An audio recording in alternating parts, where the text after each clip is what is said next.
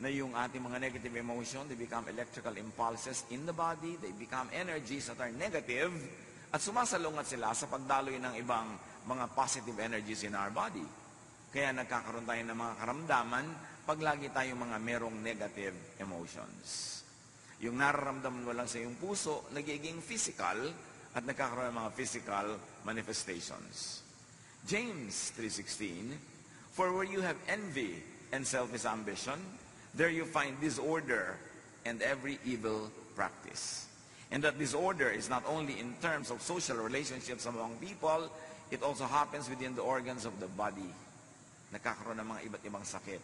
Kaya yung mga tao pag ninenervyos, naninigas ang sikmura, nasisiraan sila ng digestive processes.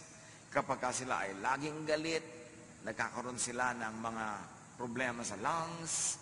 At pagka sila ay laging nagagalit, umaapekto pa ito sa liver. Maraming effect. In fact, pagka natatakot o kaya ay nagsiselos, hindi makakatulog, apektado ang physical health. Iisa ang tao at ang kanyang damdamin, ang kanyang katawan, ang kanyang kaluluwa ay iisa rin. Luke 6:45, "A good man brings good things out of the good stored up in his heart. And an evil man brings evil things out of the evil stored up in his heart." Kung ano daw ang laman ng puso, yun ang lumalabas sa bibig, lumalabas sa kilos, yun ang nagbubunga sa pang-araw-araw na buhay. Yung dati ay hindi nakikita, hindi nahihipong, iniisip lamang na emosyon, magkakaroon ito ng physical manifestation. Negative emotions become negative energies that block other energies, disrupting bodily functions and destroying tissues, causing disease.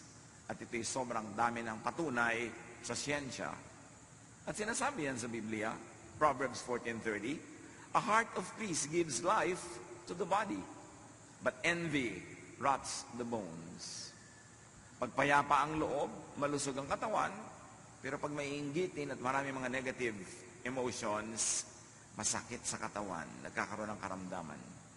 Proverbs 17:22, "A cheerful heart is good medicine, but a crushed spirit dries up the bones."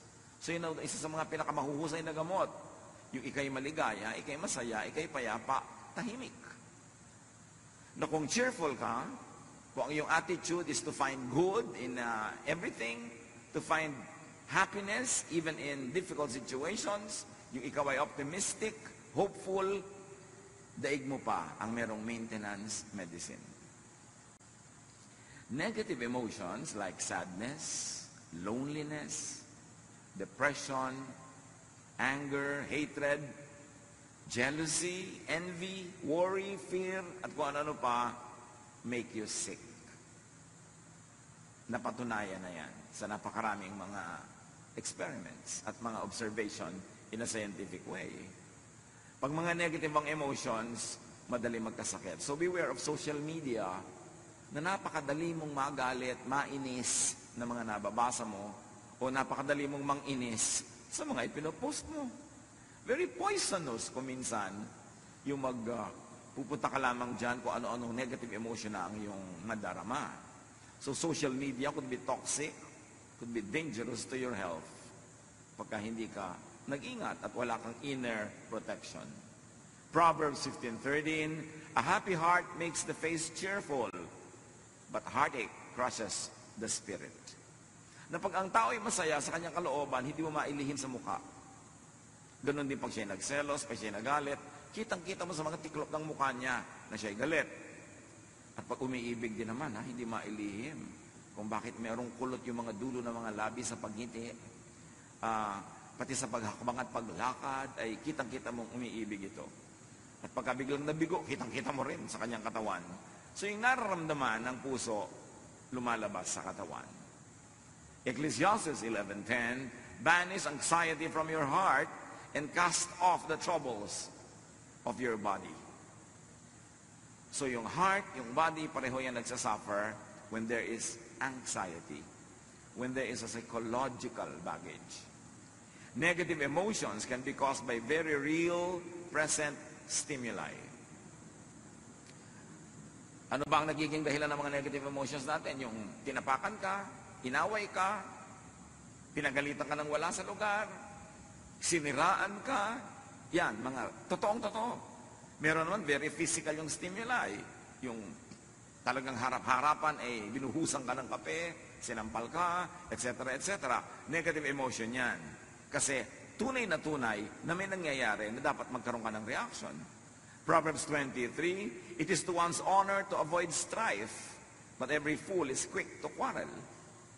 So merong dahilan para ka mang-away, pero sabihin ganun, paghangal ka, mang-aaway ka nga. Pero kung matalino ka, iiwasan mo yun. Hindi lamang dahil sa social problems, legal problems, but you will have physical health problems pag nakikipag-away ka.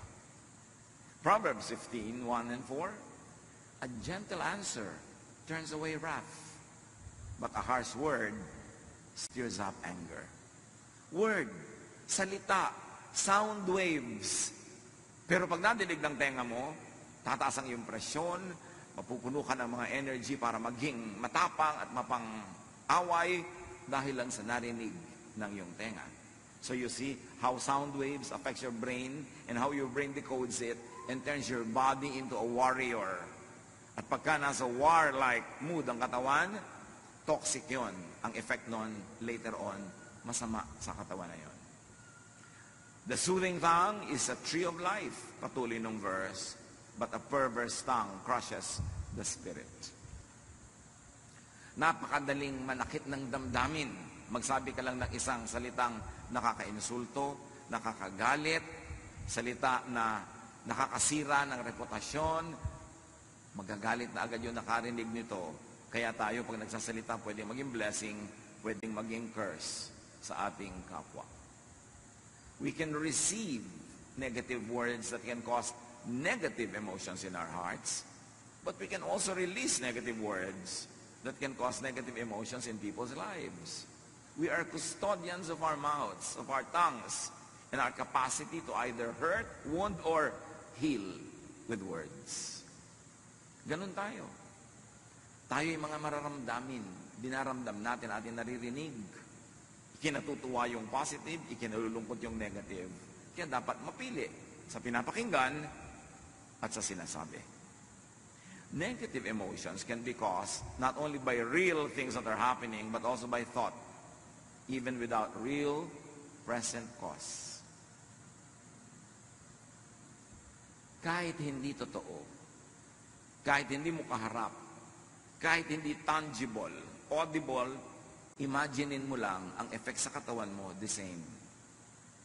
Kaya yung mga mapanibughuin, mga selosong asawa, ini-imagine pa lang nila na pinagtataksilan sila ng asawa nila, nagiinit na yung tenga nila dito, dumadalas na ang tahip ng kanilang dibdib, tumataas ang blood pressure. Imagination pa lang yun. Kasi hindi kinikilala ng katawan ang pagkakaiba ng tunay na nagaganap at nung nagaganap lang sa ating imagination. As far as your body is concerned, whether it is happening in real life or it's happening only in your imagination, the effect on the body is the same. Kaya binabantayan natin ating iniisip. Ang daming teaching sa Bible about watching what you think of. Mark 7, 21 to 22, for it is from within, out of a person's heart, that evil thoughts come. All these evils come from inside and defile a person. That evil could be an outright evil thought, evil ideas against others, or it's evil against your own body, your well-being, your peace of mind. And sabi dyan, it comes from within you. It comes not from others, but from within you. Proverbs 4:23, be careful how you think. Your life is shaped by your thoughts. Hindi ka biktima ng mundo. Kasi kahit may mga taong napuputokan na ng lindol at mga bulkan, kung ang pag-iisip nila optimistic and hopeful, hindi sila nawawala ng pag-asa, hindi sila nalulungkot, hindi sila bumibigay. Pero meron naman mga tao na blessing na nga ang dumadating, pero hindi sila kontento, lagi silang mareklamo, lagi silang naghahanap ng wala, magiging malungkot sila lagi. Malungkot ka kasi pinalulungkot ng sarili mong pag-iisip ang iyong sarili. Masaya ka, hindi dahil sa iba, kundi dahil masaya ka mag-isip at napasasaya ng isip mo kahit yung mga hindi naman masasayang mga tunay na nagaganap sa buhay. So it is all happening in the mind. The Bible calls it more often as in the heart. Ang iyong kasiyahan o kawalan nito, ang iyong ligaya o lungkot, depende kung paano ka mag-isip. Hindi depende sa nangyayari sa labas mo sa mundo. Be careful how you think. Your life, your health is shaped by your thoughts.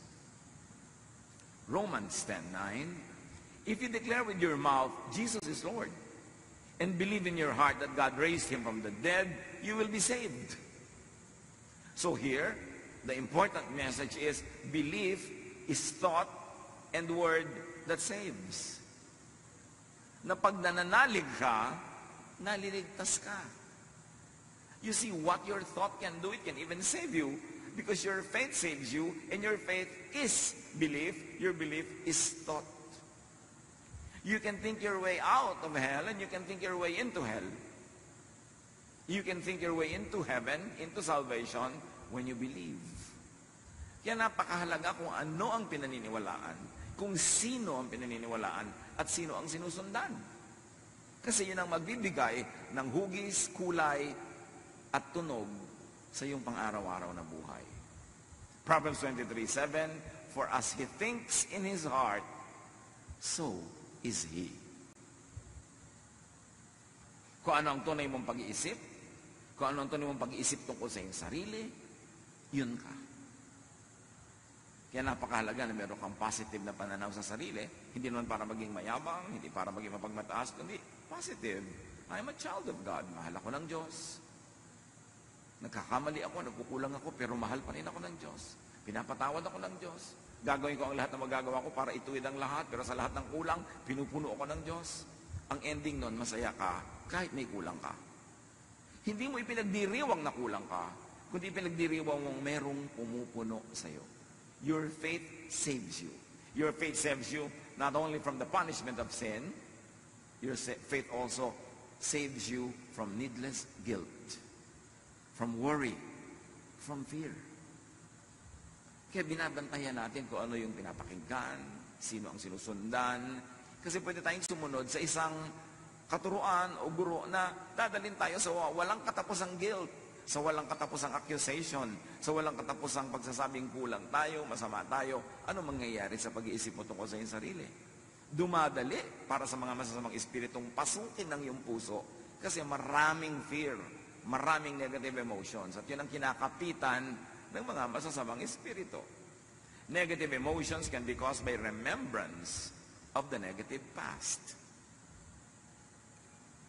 Kuminsan, ang saya-saya mo na ngayon, maayos na ang buhay mo, pero maalala mo lang kung paano ka naapi ng bata ka, kung paano ka naabuso, kung paano ka ganito at gano'n, biglang nawawala ang saya mo, nagagalit ka, nagdaramdam, at meron pa, pwede kang itulak niyan para maghiganti, para gumawa ng mali, doon sa mga gumawa sa'yo ng mali, sa kadadali ng pag-iisip na yan. Aalisin ka niya sa blessedness, ibabalikan niya sa state of curse. Kaya napakahalaga na yung mga negative past, ipatawad na, patawarin na, hugasan na ng dugo ni Jesus, itago na sa museum, huwag nang ungkat-ungkatin, huwag nang lagi pang bayaan na makaapekto sa buhay natin araw-araw, kasi hindi ka dapat maging bilanggo ng nakaraan, lalo't kung ang nakaraan ay di naman kagandahan. 2 Peter 1:5-9, make every effort to add to your faith goodness, and may add goodness in thought, and to goodness knowledge, in how to think, and to knowledge, self-control, which we read as thought control. Pag pinipigil mo ang iyong isip, mapipigil mo ang paglago ng mga bagay na hindi karapat-dapat para ikaw ay mapasama, mapahamak. Pag nagsisimula ka na magalit, control your thought. Change the topic. Pag nagsisimula ka na uling lumabas na naman ang kutakot-takot ng mga negative things, control your thought. Because if you don't control your thought will control you. And as you think, you become. Kaya mayroong mga tao, sobrang magagalitin. Walang kakwenta-kwenta, galit agad. Kasi galit sa mundo. Kasi marami na siyang galit na inipon sa kanyang puso. Para kumbaga sa puso niya, isang baso. Isang patak na lang, puno na, aapaw na. Kaya kahit sino yung makapaglagay doon ng patak na nakaka-irritate sa kanya, aawayin na niya, makikipagkagalit na siya. Kahit walang kabagay-bagay. Kasi puno. Kaya dapat yan na ipasa Diyos na. Kalimutan na ang mga nakaraan na hindi maganda. Yung mga sama ng loob, yung mga itinatanim nating mga tampo, alisin na. Kasi lagi kanyang pahihirapan. For if you possess these qualities in increasing measure, they will keep you from being ineffective and unproductive in your knowledge of our Lord Jesus Christ. The knowledge that brings you into peace. True knowledge of Jesus Christ brings you in a state of peace, of serenity, of love. Sayang ang religion na 40 years na, 35 years, 34 years, tapos hindi ka pa rin payapa, hindi ka pa rin tahimik, ang dali mo pa rin matakot, ang dali mo magalit, at ang dali-dali mong mag-guilty na parang wala kang Diyos na tagapagligtas, parang hindi ka mahal ng Diyos. Sayang ang lahat na iyong pagpupagod sa mga religious activities. But whoever does not have them is blind, forgetting that they have been cleansed from their past. Tayo'y nalinis na, napatawad na, at mayroong isang one wholesale paglilinis at patawad. Nung tinanggap mo si Jesus sa iyong buhay, nanalig ka sa Kanya, pinatawad na ang lahat ng daladala mo ngayon, yung kahapon at dadaling pa sa kinabukasan. That's why you have passed from death to life. Hindi ka na dapat laging matakot na araw-araw na naman, nawawala na naman yung kaligtasan mo na yan, kasi nga, you pass from death to life, although hindi dapat gawing lisensya para mamuhay ka ng wild. Pero nabubuhay ka, cognizant of the fact that you're human, that you do your best, but you know that it will never be enough all the time, na sa mga kulang mo, yun ang pinupunan ni Jesus, kaya kami tagapagligtas. That is what Jesus na should bring you into, a life of peace, in spite of who you are, in spite of your reality, and in spite of your perfection that manifests every now and then. Hindi ka dapat magpadaya na tuwing nagkakasala ka, nagkukulang ka, eto ka na naman, taga-impyerno ka na naman, kasi minsan lang. Jesus died once for all. Pag na-appreciate natin yung tunay na kahulugan ng grasya ng Ama sa pamamagitan ng anak, magkakaroon ka ng kapayapaan kahit hindi ka naman karapat-dapat kasi wala sa ating karapat-dapat. Kaya luwalhati ng Diyos yung kanyang pagliligtas sa atin by grace through our faith in the Lord Jesus Christ.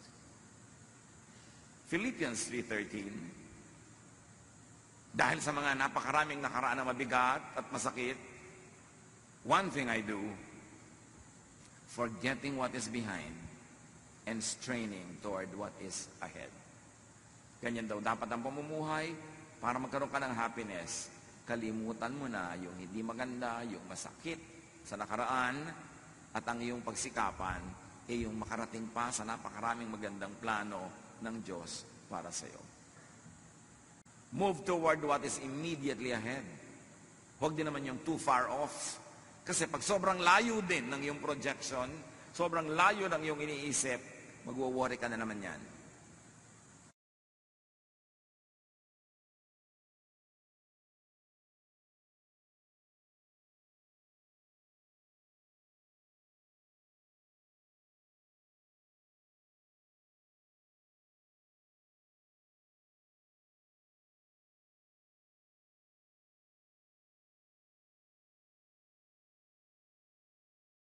Permanent way. And that permanence is not dependent on your performance. It is dependent on the performance of Jesus on the cross. Kaya meron ka dapat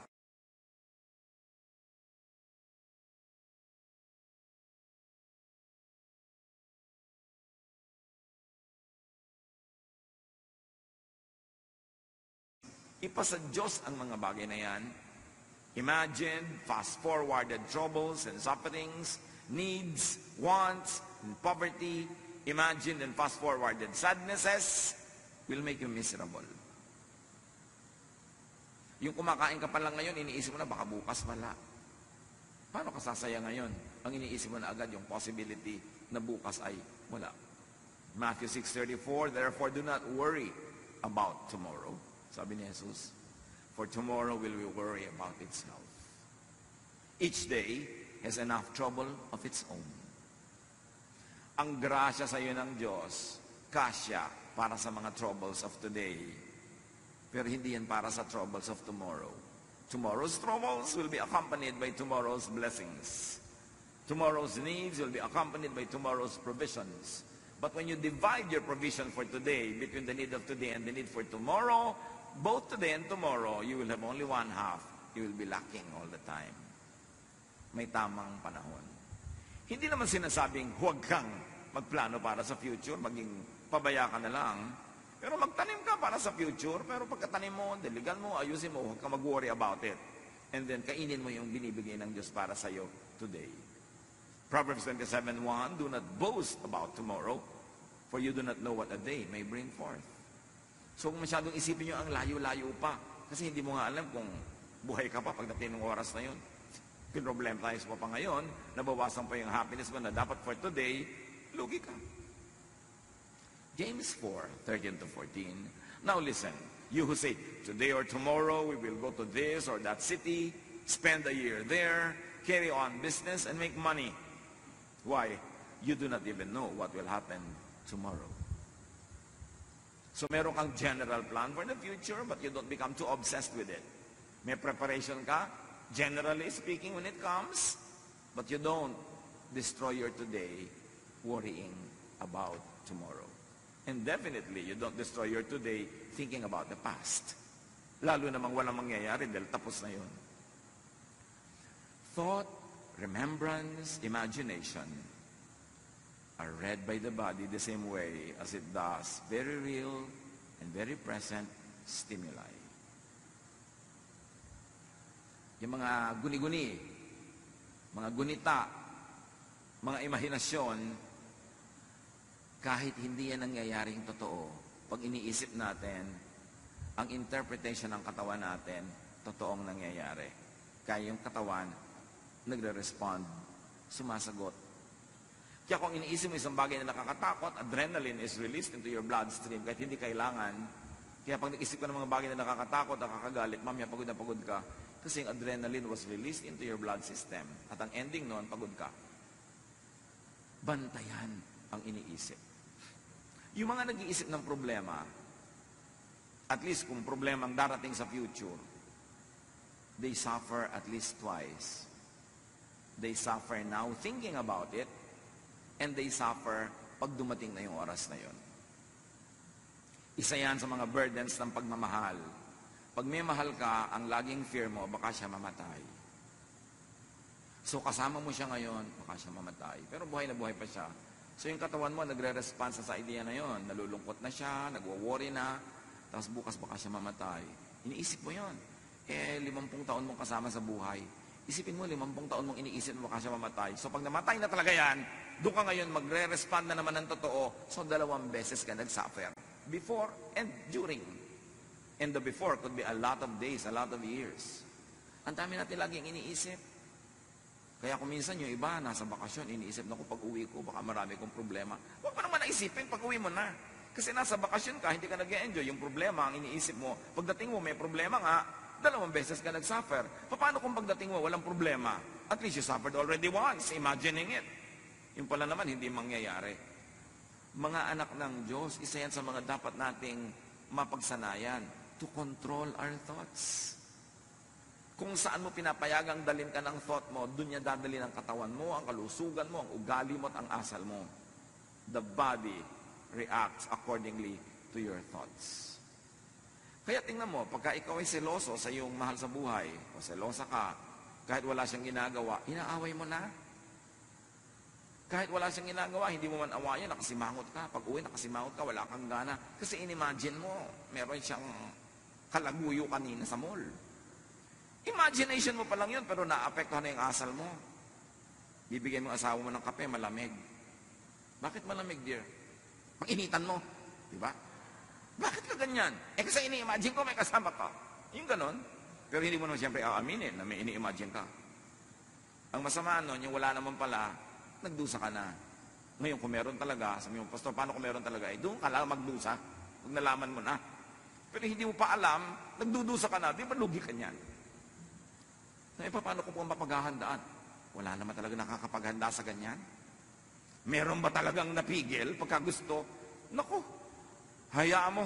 Gumawa ka ng buhay mo, masaya ka, productive ka, para kung sakali mangyari yon, hindi ka pilay na pilay na pilay. Yan ang sinasabing, maganda ka sa future, pero don't be obsessed with the future. Yung paano po kaya pag nagloko yung asawa ko, mga 10 years from now, ngayon in love sa akin, pero ang dami ko na pong nakitang pagkatapos, iniiwan yung asawa, ano pong paghahanda ang gagawin ko? Mag-gym po ba ako? Magpapasexy ako? Magpapaganda ako? Ang dami magagandang iniiwan pa rin. Gusto mo maghanda? Pero ipanalangin mo huwag matuloy. Maghanap buhay ka. Kailangan may pera ka. Para pag iniwan ka, hindi ka gutom. Ngayon, hindi ka iniwan, di doble pera nyo, masarap. Dapat nag-aanda ka, hindi yung negative na puro fear, wala ka namang ginagawa. Imagine, and you will feel. Imagine in your body experiences very physical effects of thought. Kaya yung halimbawa, matatakotin, sa gabi ayaw matulog mag-isa, ayaw patay ang ilaw. Sa kabilang kwarto, meron kang isang kasambahay doon na tahimik at masarap ang tulog, ikaw hindi. Bakit? Anong pinagkaiba? May multo ba sa kwarto mo? Sa kanya wala? No. Magkaiba kayo mag-isip. Tinatakot mo ang sarili mo.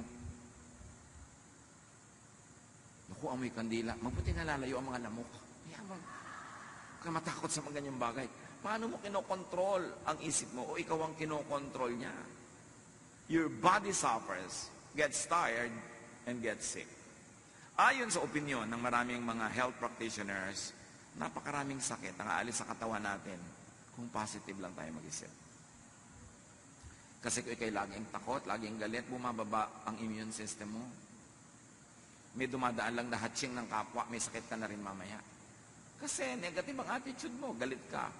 Mahirap daw tabla ng mga sakit yung masasaya.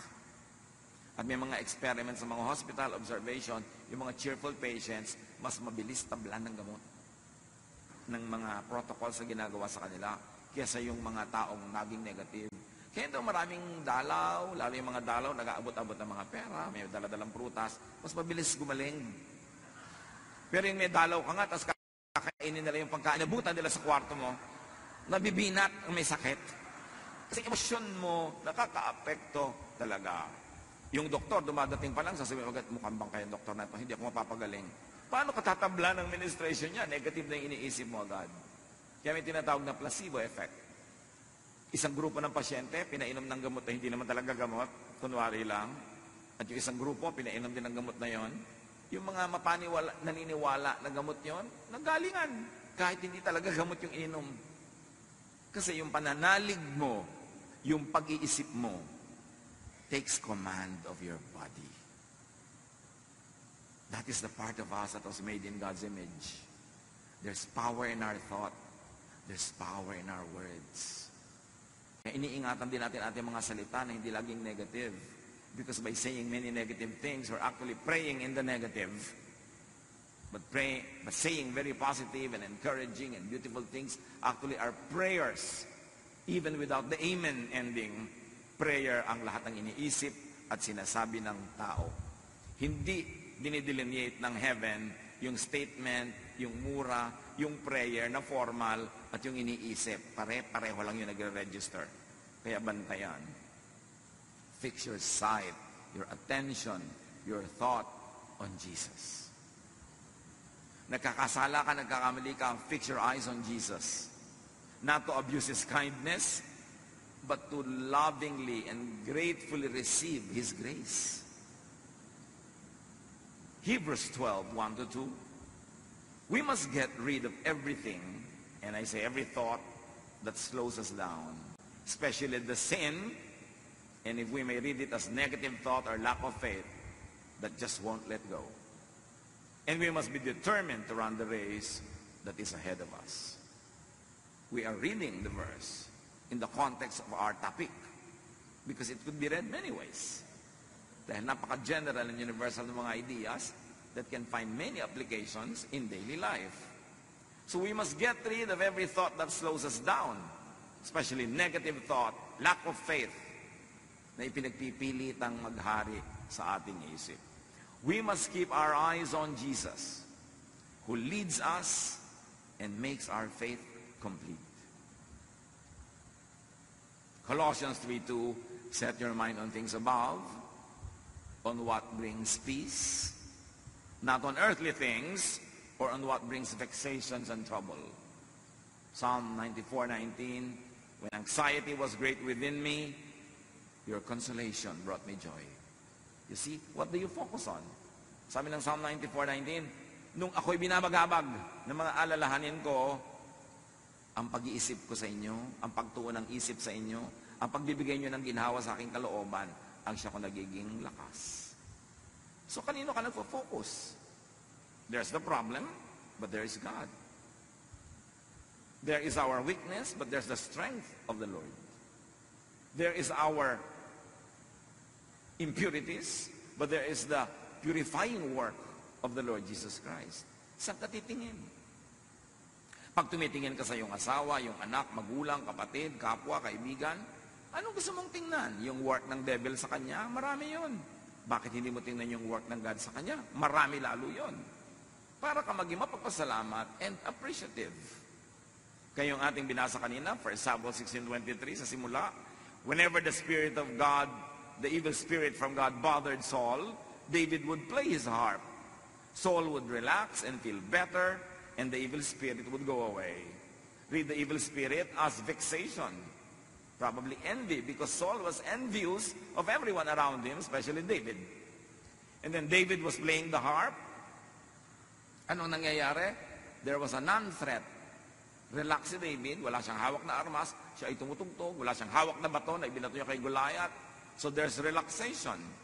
And when there is a non-threat, when there is relaxation, evil spirit goes away, meaning peace and rest come instead. Pag inanalyze mo yan, in a very physical way, what drives away the evil spirit? Relaxation, trust, and the beauty of music, the beauty of a song. Kaya napakahalaga ng arts sa buhay natin. Kasi pag tayo nakakakita ng magagandang bagay, nakakarinig ng magandang musika, pagka tayo ay naliligid ng mga taong nag-i-inspire sa atin na mag-relax, kasi sila ay non-threatening, non-competitive, what happens? Evil spirits go away. Whether those spirits are actual spirits or emotions that are very, very negative, that poetic writers of the Bible call evil spirits. Whether they are real evil spirits or symbolic, the same effect happens. When you relax, your demons go away. Kaya sa lifestyle natin, maganda naman na tayo ay busy, maganda na tayo productive, maganda na tayo maraming ginagawa, pero dapat marunong ka magpahinga. Kasi pag hindi ka napapahinga, pinamumugaran ng mga masasamang espiritu ang iyong utak. Kasi yung kulang ka sa tulog, kulang ka sa pahinga, madali ka magalit, tapos nagsiselos ka pa, nainggit sa iba, kay dali-dali mong akitin ng mga masasamang espiritu para pumasok sa isang magulong pag-iisip. At habang gumugulo yan, lalong dumadali sa kanila, naguluhin ka pa ng guluhin. That's why that trend has to be reversed. The cycle has to be escaped from, the cycle of negative feeling and negative ideas, at gawin itong positive. Romans 8:6, the mind governed by the flesh is death, but the mind governed by the Spirit is life and peace. Mind. Our mind is the biggest battleground. Pag natalo ka na sa loob ng isip, matatalo na ang iyong katawan, matatalo na ang iyong ugali, matatalo na ang ginagawa mo sa labas, at pakikitungo sa iba, talo ka na. Ang nananalo sa spirit, sa isip pa lang. Our battle is not against flesh and blood, but against powers, against principalities in the air, or if you like to say it, principalities and powers in the brain, in the mind. Yung mga umaagaw sa atin, sa ating pag-iisip, sa ating value system, sa ating behavior. Negative emotions make the body go in fight or flight mode. marshalling and expending precious energy, and they cause stress, imbalance, illness, and damage to the body. Mga kapatid, kung meron sa ating sakitin, may dumaan lang na ibon, may sakit ka na. May konting alalahanin lang, sobra ka ng inuubo. Laging masakit ang ulo, masakit ang bewang, masakit ang paa, masakit lahat. Paki-review ang paraan ng inyong pag-iisip. Baka kayo malungkotin, madrama, masuspetsa, maselos, lalo mainggitin. Napakarami mga mainggitin, lagi may sakit. Hindi nakakapagtaka yun. Kasi ang inggit, parang anay yan na kumakain sa loob ng iyong puso. Magkakasakit ka. Hindi ka pwedeng mainggitin na hindi ka nagkakasakit. Kasi pagka tuwing umaasenso yung buhay nyo ng kapwa, sumasama ang pakiramdam mo. Mayroon nga mga Korean na nagsabi because of their excessive progress or so-called materialism daw ngayon, whenever the house of your neighbor gets an extension, you have a heart attack. Dahil nagkakainggitan. Mayroon sobrang kompetisyon. Pag ikinalulungkot nyo ang pag-asenso ng kapwa, kakasakit kayo. Pagka gusto nyo masama ang mangyari sa kapwa, bago pa makarating sa kanya yung masamang thought, nasa loob na ng isip nyo, mangyayari na yun sa inyo in many ways. Anger, jealousy, envy is like acid. It destroys its container before it could destroy others. Kaya bantayan natin ang ating isip kung ano yung pinaglalagay natin dyan. Kasi dyan nagsisimula ang ating sakit o paggaling. Importanteng kontrolin yan. James 4:1, what causes fights and quarrels among you or within you in your person? Don't they come from your desires, from your feelings that battle within you? So you see, feelings that battle within you cause a lot of imbalance and it will cause a lot of problems. Isaiah 40:30-31, even youths grow tired and weary, and young men stumble and fall. But those who hope in the Lord will renew their strength, will renew their thought, will renew their emotions, because those whose thoughts are in the Lord become well. They will soar on wings like eagles. They will run and not grow weary. They will walk and not faint. At ano lahat ang source nun? When you hope in the Lord. When you are positive. When you believe, you will have abundant, even above normal strength. You will run and not be weary, sabi in a poetic way. You will always renew your strength. Why? Because you hope in the Lord. Nananalig ka, kumakapit ka sa Panginoon, madilim man, sumusunod kang nakakapit sa Kanyang nagtitiwala, dumadaan ka man sa mga hirap, alam mong may pag-asa, at lalabas ka rin dyan sa lalong madaling panahon. These are the people who emerge from their troubles. It's a matter of how you think.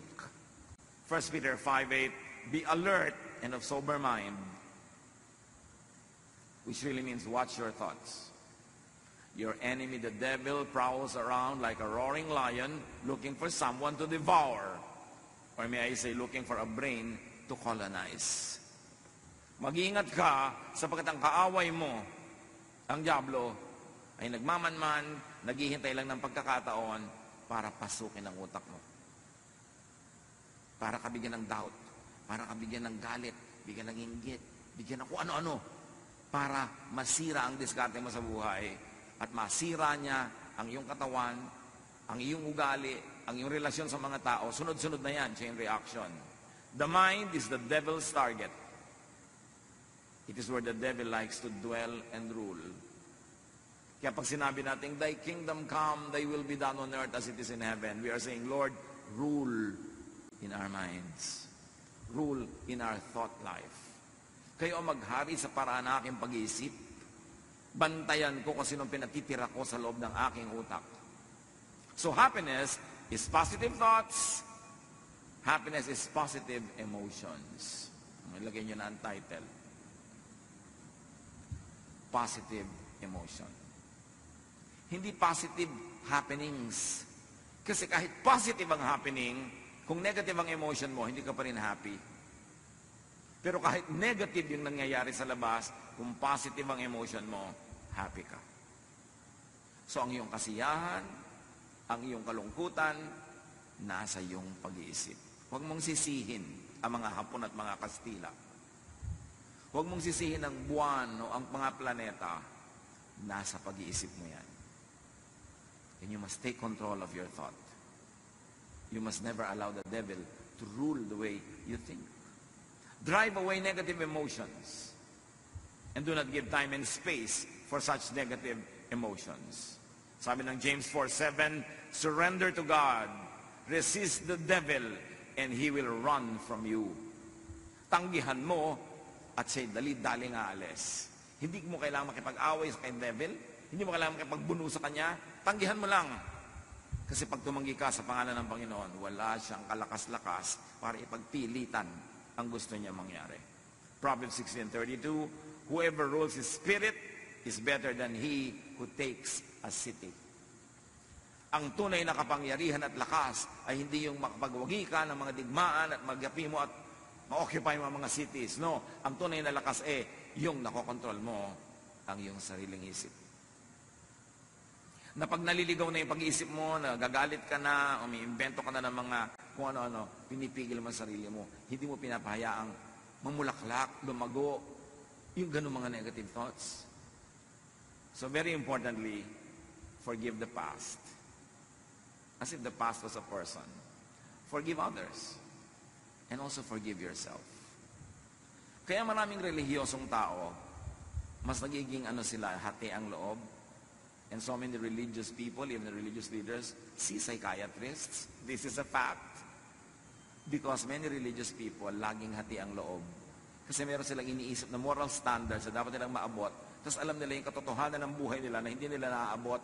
Nagkakahati-hati ang loob nila. Nagpapanggap sila, nabubuhay sila sa pagkukunwari. Lalong nahahati ang loob nila. Lalo sila nagkakaroon ng mga psychological and emotional sicknesses. Kasi hindi nila nare-resolve na yes, God is holy. Yes, God is perfect. Yes, God is sinless. But God remembers that we are dust. Not a license to abuse it. But whenever your best falls short of God's glory, you know that God's Son, Jesus, His blood cleanses us from all sin. You know that when your best is not enough, it is filled with the grace and kindness of God. So you know that at any state in your life, whatever your actual spiritual accomplishment is, or lack of it, God loves you, and God takes care of you. Yun lang ang nagbibigay ng peace.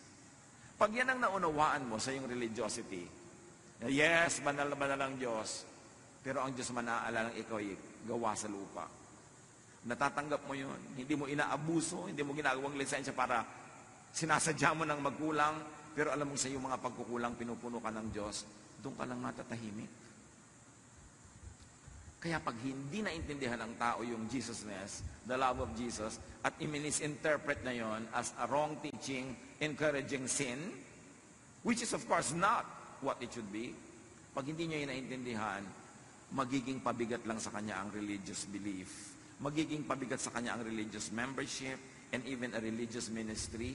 Kasi laging mahahati ang loob niya sa katotohanan tungkol sa kanyang sarili na alam niya at sa napakataas sa pamantayan na pwede inaabot ng marami, not realizing the grace of God makes us accomplish that through Jesus. So ano dapat ang effect? Nakikita natin sa kasaysayan, napakarami mga depressed people, pero religious. Napakarami mga pagkukunwari, pagbabalat kayo. Kasi ang hindi nila nauunawaan, aside from God is holy, is that your faith, by the work of Jesus, makes you holy. That it fills all the kulang. Pero lagi kong idinidiin na hindi yung lisensya. Para huwag ka na gumawa ng tama, puro mali na lang. No. Sa pagsisikap mong paggawa ng tama, kulang at kulang pa rin yan. God remembers that we are dust. That's when the grace of God is your shelter, is your protection. And when you understand that and live in the spirit of peace and rest because of the work of Jesus, that's when you can have peace. Doon ka matatahimik. At yun ang pangako ni Jesus, my peace I give to you. Come to me, I'll give you rest. Paano ka magkakaroon ng peace and rest kung lagi kang uusigin ni Jesus dahil may kulang ka? Kundi, no. The blood of Jesus cleanses us from all sin. Ephesians 4:31-32, get rid of all bitterness, rage, and anger, even that which is directed against yourself. Kasi marami mga tao bitter against themselves, overly guilty about their imperfection. Ang nangyayari, nahahati sila. Nagkakaroon ng schizophrenia. That's why many religious people are psychiatric cases. Hindi nila napagdudugtong yung kabutihan at kabanalan ng Diyos at yung kanilang pagiging tao na habang sinisikap nilang maging kawangis ng Diyos sa lahat ng mga bagay na kulang sila, pinupuno yun ng pag-ibig ng Diyos. So sabi, be kind and compassionate to one another, forgiving each other, just as in Christ, God forgave you. And of course, you should never fail to include yourself. Be kind and compassionate to yourself, forgiving yourself, just as in Christ, God forgave you. At ganon din ang gagawin natin because you have to love your neighbor as you love yourself. So you are kind and compassionate and forgiving also to your neighbor. How else do you have happiness through positive emotions? Do not worry about the future. Worrying will not help. Plant a seed, but do not dig it to see if it's growing. Plant it, take care of it, and then go on with your daily life. Philippians 4:6-7, do not be anxious about anything, but in every situation, by prayer and petition, with thanksgiving, present your requests to God. And I'd like you to focus on the thanksgiving, because the thanksgiving is how Jesus prayed. I thank you, Father, that you heard me. Ganun na agad. Nagpapasalamat because wala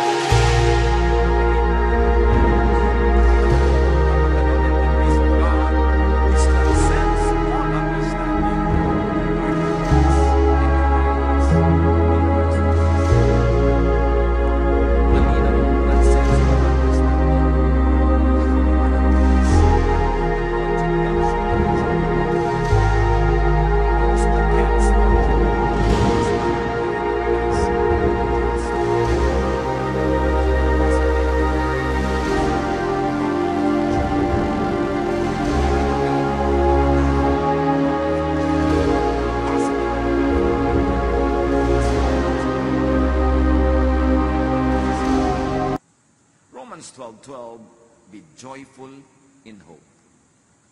So we fix our eyes not on what is seen, but on what is unseen. Since what is seen is temporary, but what is unseen is eternal. Mahalaga na mag-focus tayo doon sa sinasabi ng Diyos, hindi sa nakikita lang natin sa ating paligid. The unseen is more powerful than that which is seen, because what is seen is only physical.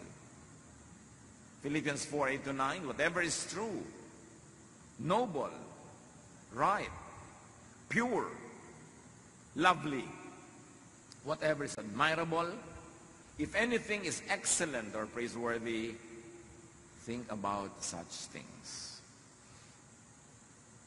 Choose your focus.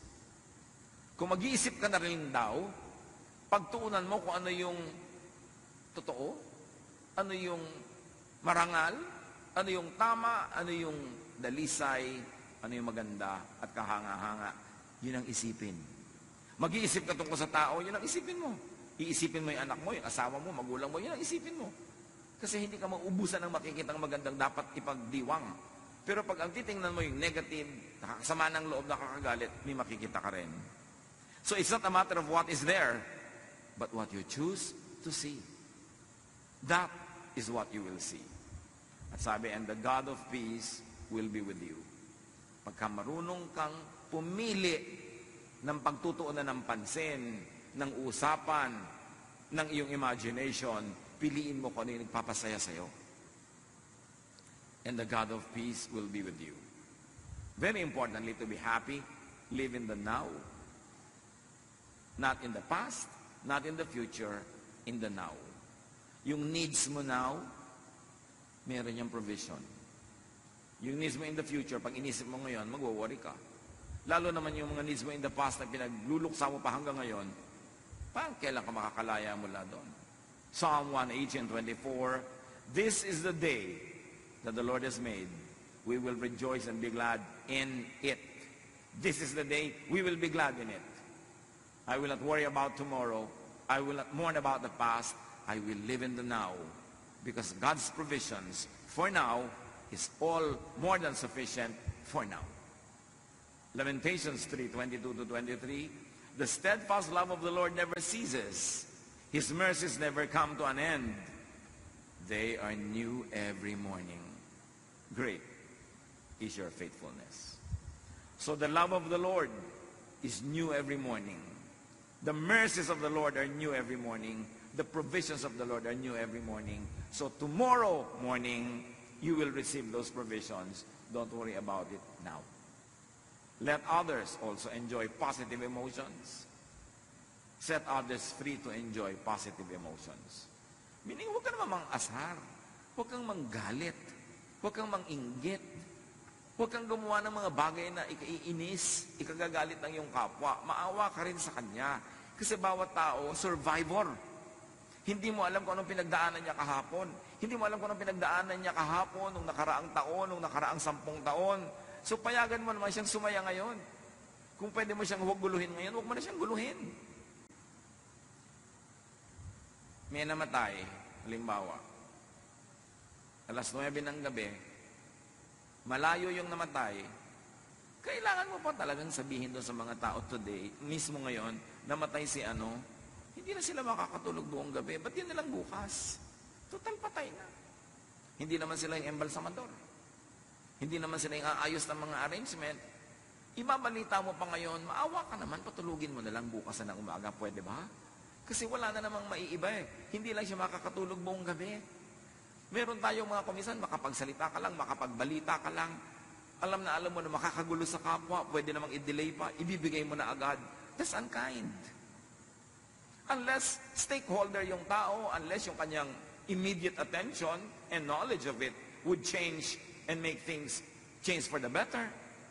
Pero may mga bagay na ipinagpapabukas na. Kasi naaawa ka doon sa taong hindi na lang makakatulog ngayon. May mga bagay na hindi mo na ikinukwento.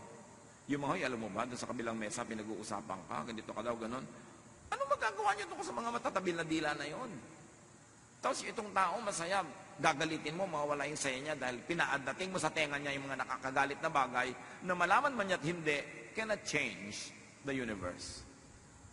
Ibabalita mo lang sa tao yung negative kung nanganganib ang kanyang buhay at meron siyang dapat gawin para maligtas o meron siyang pwedeng magawa para ayusin ang situation. Pero for the sake of just being informed, maawa ka sa tao na kuminsan sandali na lang siyang sumasaya, bihira na lang ang panahon na siya ay makapahinga, bubuhusan mo pa ng mga bagay na negative, yung isip niya, balik na naman siya sa gulo.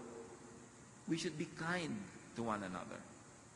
Hindi yung ma-unload mo lang yung problema mo, ay naku, salamat naman, gumaan ang loob ko, nasabi ko sa iyo, oo nga kasi loob ko ang bumigat. Gumaan nga ang loob mo at may expense. May mga ganun, huwag kang pagaan ng loob mo, tapos ibubunton mo lang sa iba. O kaya, hindi rin naman gagaan yung loob mo, bubuntunan mo pa siya, idadamay mo pa. Ang dami-daming ipinagdurusan ng tao. Kung kaya mo na huwag nang dagdagan pa yon, huwag mo nang dagdagan. May mga tao na yung sinasabing the straw that broke the camel's back. Alam niyo mga camel, kinakargahan niya ng napakaraming mga damo na binubuhat niya. Takala ng tao ang lakas-lakas niya. Meron naman nagdagdag ng isang straw na lang, natumba na yung camel. Kasi isa na lang pala ang idadagdag mo, tutumba na siya. At sa buhay natin, ang mga kapatid may ganun. Yung bang ang dami mong dala, ang dami mong lungkot, ang dami mo nang alalahanin, kung pwede lang sabihin sa mga tao, please, kung may sasabihan ka na magdadagdag ng lungkot ko ngayon, huwag na muna, hindi ko na kayang madagdagan to. Baka masampal na kita. Kahit hindi ikaw ang may kasalanan, nagdidilim na kasi ang isip ko. No? So, please lang, huwag muna akong dagdagan ngayon. Mga kapatid, makiramdam naman tayo. Makiramdam tayo. Lalo itinetext mo lang yung problema. Naiinis ka sa kapitbahay mo, ite-text mo pa doon sa pinsan mo. Hindi mo alam kung ang dami na niyang dala ngayon eh, dadagdagan mo pa. Hindi mo pwede sarilinin mo na lang yung inis mo sa iyong neighbor. Ba't kailangan mong ipasa?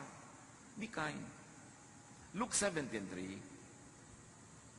If your brother or sister sins against you, rebuke them. Sino daw nire-rebuke? Kung sa'yo talaga nagkakasala, haba, nakatapak yung paa niya sa'yo, ang bigat-bigat ng bakya niya, rebuke them. Kasi ikaw yung natatapakan. Pero hindi naman ikaw yung naapektuhan, hindi ka sa kanya nagkakamali. Huwag kang mag-rebuke na mag-rebuke. Akala naman natin, kung mo churchmate mo, rebuke ka na lang rebuke. Sabi, if your brother or sister sins against you, yung ikaw talaga ang directly, significantly affected and damaged, rebuke them. And if they repent, forgive them. Pero hindi ka rin rebuke ng iba na hindi naman siya sa'yo nagkakasala. Hindi ko mo member mo rin ng the same church or fellowship, ikaw na to si Mrs. Madam Rebuke, si Mr. Rebuke, na pinapabigat mo ang damdamin ng mga tao, imbes unahin mo muna silang tulungan. Help others have and enjoy positive emotions. Kasi marami ng dala ang kapwa. Romans 15:2, each of us should please our neighbors for their good, to build them up. So stop scaring people. Stop making others worry. Stop provoking others into negative emotions. Kung hindi kailangan, huwag na tayong manakot. Huwag na tayong manggalit. Huwag na tayong magdamay. Kasi ang mga tao, marami ng dalahin. Jesus wants you happy. Pero mangyayari lang yon pag sumunod tayo sa paraan ng pag-iisip niya. Forgive. Forget the past. Be hopeful. Be positive. Be filled with love. And that is the way to happiness. Pag hindi tayo masaya, mga kapatid, tayo ang 99% na dahilan. Paraan ng pag-iisip, paraan ng ating ugali. At remember, kung tayo mga masasakitin, reviewin ninyo ang inyong pag-iisip, mga kapatid. Ang ating mga emotion, because mind over matter talaga yan. And Jesus wants you well. That's why be changed